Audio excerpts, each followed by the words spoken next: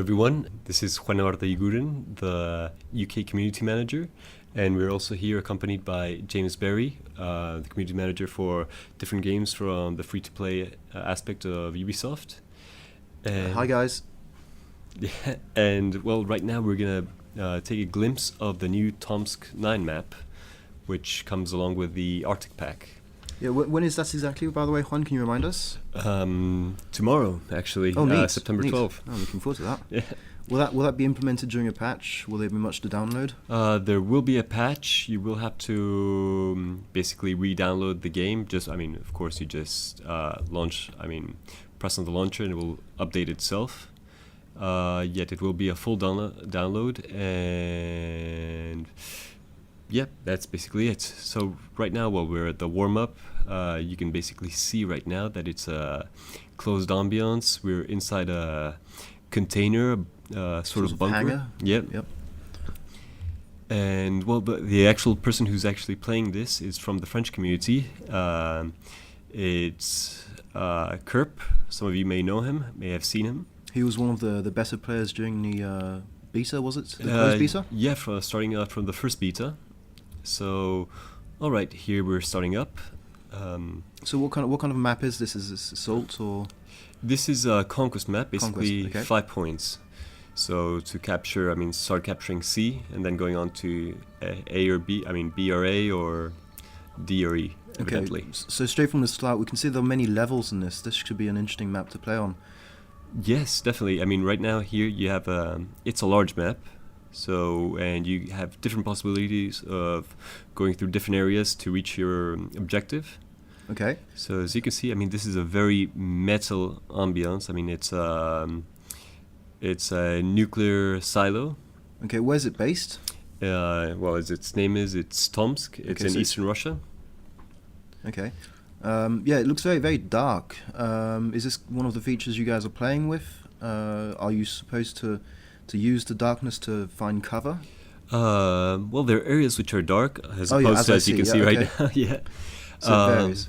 Yeah, but of course, everything goes along with your camouflage. Well, right now, of course, you may have known that there is new Arctic camouflage coming up. So basically, white and dark stripes to blend in with the snow. It's a snow map. Okay, one interesting feature we've just noticed is that it's not possible to take cover on these silos. So presumably this area right here will be a sort of rush area where people will be running by, so it should be a very interesting thing to see.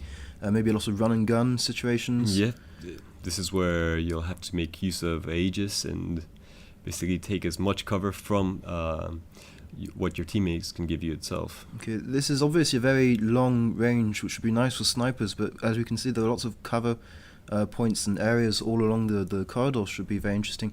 Do you know if there are any ways of going around this area, or do the players have to go through here? Are there any ways to go around? Actually, well, as you can see, there is a different area to pass through there. Okay. And as you can see, also to your left, you have a staircase. You have different ways to get to this place. And I think right now, basically what is going on is you're going to point C right now. And, well, right now we can see where you're defending point C from the players coming from point B. So right now we can see that a lot of places where snipers would be very happy to just take cover and wait and hide. Yep. Are there many other places where snipers are, not so obviously at an advantage? Yes, actually. Oh, like here, basically. Yeah. Basically, you have very many corners, closed areas, which a sniper, cannot make the best use of as his weapon. As you can see, if there's a sniper hiding there, there's a spot right there which people cannot come up, but you can easily throw grenades up there and blast the Recons who are there out. Or wait with a shotgun. Yes, as well. And, well, here, as you can see, they just jumped onto a ledge, which is right above point C. So we're still advancing forwards towards the enemy spawn point? Yes. Okay. Well, this is a neutral spawn point. It's point C, so basically this is where the first battle is going to take place. Yep. And as you can see, this would be a very good place for someone to just back up his teammates shooting down at the opposing enemy. So again, a nice mix of high ground and low ground. It's interesting to note that you have to be on the low ground to actually take the point. You can see basically to the right there's also the Razer logo. Who are our sponsors for this map, is that right? Yep, that is correct. Basically, we're trying to see with them, to make use of their technology, their computing technology, since they're basically, this is a game which is built from the computer, for the computer itself, for the PC. So since Razer is one of the top providers for computer gaming systems, we're actually quite happy to be working with them. Yeah, and I don't know if many of you have been to any of our Ghost Recon Online events, but we do have a wonderful set of equipment lent to us by Razer, and we're very glad to be able to use them because they provide us with excellent quality material. But yeah, to come back to the map, I was just thinking it could be very interesting because obviously this map is going to be a hard map to spawn point to capture. It should be very easy to dislodge the enemy from the top, from above, and yet very hard to actually remain there long enough to be able to capture the points. So we should see some very, very interesting action going on here, especially working with Aegis, or even snipers working with their different abilities to detect enemies. Especially, and for example, right now, when the corridor which we just passed is a bit like the one before, just it's a passageway straight through, but with different hiding points and the columns to the left and right. So yes, it will be very difficult to actually advance. And we get our first glimpse of snow. This is a new addition to the game, I believe. Exactly. It's one of the, basically, this is where you can make the best use out of your Arctic camouflage. Okay. When will players be able to get the Arctic camouflage? How would they be able to get it? The Arctic camouflage, basically, you can purchase it with your RP or Ghost coins. And it's one of the things which we're still seeing on how we raise the attributes to this, saying, all right, there's the headgear, there's the complete body sets, there's the weapons themselves, which have these skins. So there's much more to come right now, but you'll be quite interested to see with the starting weapons and camouflage which there is. Okay. So as we continue, we can see we're now going through this open area, and it's interesting because there are lots of obstacles in where you have to crouch down below. This gives us this is something we don't really see much on other maps, where most of the obstacles are quite low and you can hide behind. These ones will add a different perspective, I guess, to the game. Needing to crouch down, going under the cover. Can you actually? I don't suppose you can get under cover behind these higher objects. Like the trucks we just went under. If you can get beneath them, or you can't, squat beside it and get a bonus to. No, you cannot. There's the wheels which you can. Okay. But no, right beneath it, no, you cannot. Basically, you'll just lay down beneath them. And well, of course, right now we see the next point, which is needed to be captured, which is actually much smaller than point C. Yet it's very winding, and as you can see right now, you have lots of small corridors, top areas in order to protect it or to follow through to the last point. As you can see, there's a very wide open space. So there are some nice sniping points there we can see, but obviously they don't look like they can be easily defended unless you have a good team play. I'm guessing people will really have to work as a team here and mix up, snipers with assault classes and support classes to be able to hold these points properly. What do you think, Juan? What class do you play most?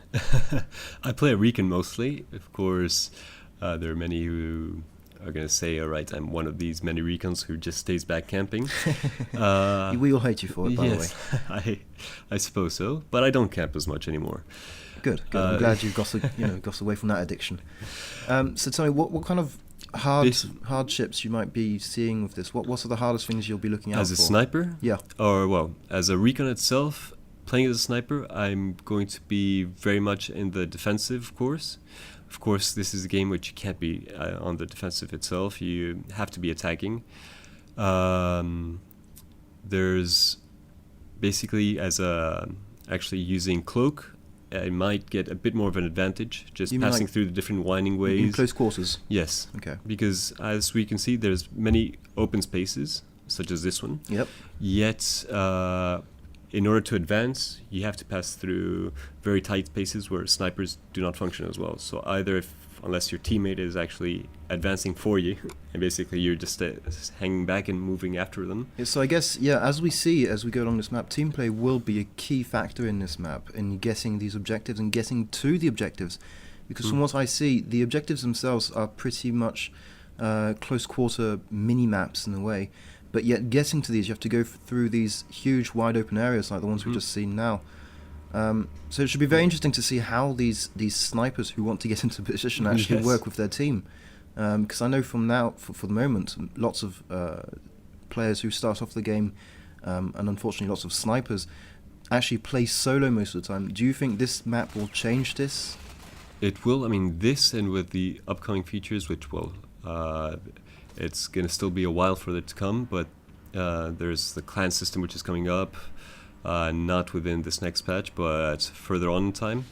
And people will just be forced to actually start playing as a team, and you can't have a team full of snipers. They're not gonna... I mean, luck can say otherwise, but people will need to play as a team, have a diverse team with... specific strategies and the Recon specialists and the assaults. I mean, they all have their benefits, and if you're actually making use of all of these team devices, you're going to get... further on, you're going to have all the advantage you need. And I guess this is going to play in with your new challenges, I guess, which ask for the team to play as a team with different classes in a fire squad or fire team. I'm sorry. Yes. Okay. Basically, I mean, what we've seen is that some of the basically weekly challenges have been quite easy and have not made the best use of the team. That's what we're actually trying to change right now. Also giving more rewards for these, since they're going to be harder, yet reward people for actually playing as a team. Okay. I have a few questions about the game in general, not specifically this map. Go ahead. For example, I know you guys have had a lot of comments about the matchmaking. Is there anything that's going to be changed with matchmaking in the future? Yes, definitely. It's something which right now, since we have so many, I mean, we don't have as many people as we will afterwards, I mean, as soon as this game is out and completely polished.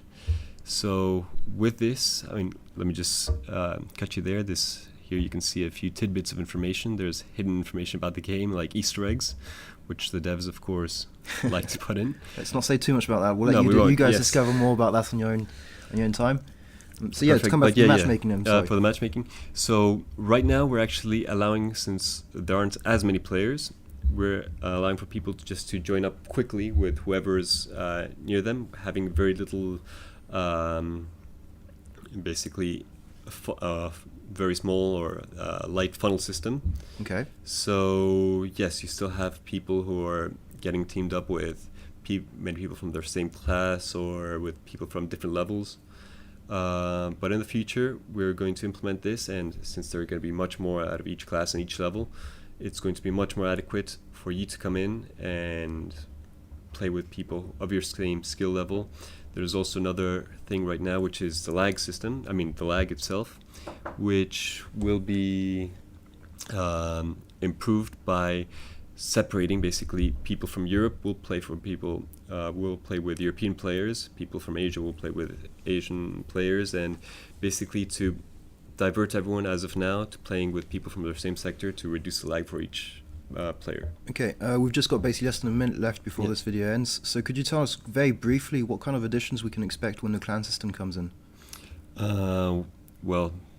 Besides hardcore gamers playing against themselves, creating tournaments, we're going to expect many people coming in, having their features basically to personalize their clans, their names, and stuff like that. I cannot really say much more. I'll let the devs speak about that. Fair enough. We'll see when that comes out, and we'll discover it all together, I guess. Indeed. Okay, well, thanks guys for being with us. Talk to you soon. Yep, thank you very much.